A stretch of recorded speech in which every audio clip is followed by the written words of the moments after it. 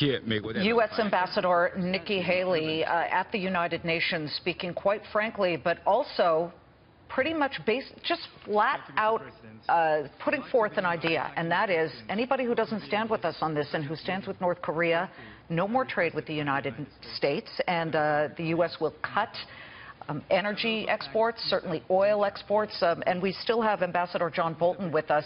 What was the strongest point she just made, and do you think all 15 nations will stand by her to issue a strongly worded condemnation of the missile test? Well, I think the Security Council is never better than when it's posturing. So, yes, I think there will be a very strong statement, but I don't think there will be a strong resolution. I think what she has put on the table, and appropriately so, is whether the United States is prepared to take unilateral action, and let's be specific, against China, which, as she said quite correctly, constitutes 90% of North Korea's trade. Would we be prepared to do that? We have not been in the past. This administration may well.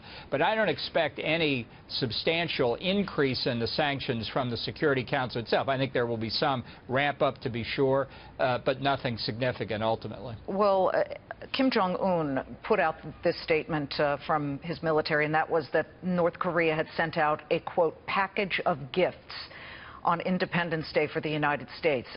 You know, obviously, he's completely unhinged. But the fact is that as we look at this missile test, we can't control North Korea, but we can control ourselves. What is the biggest mistake, Ambassador, that the U.S. could make in the coming weeks?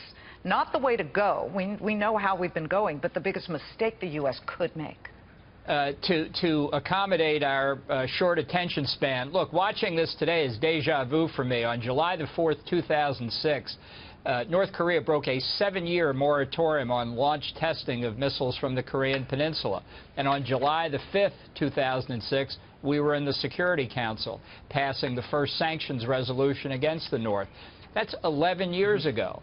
And in 11 years, what have they done? I thought she was very smart to bring up Otto Warmbier, the student who died after being in North Korean custody for 17 months. You know, you hit the human aspect, and then you hit the militaristic aspect of showing how, and these are her words, barbaric North Korea is. Does any of this change North Korean attitudes and actions? Of course not.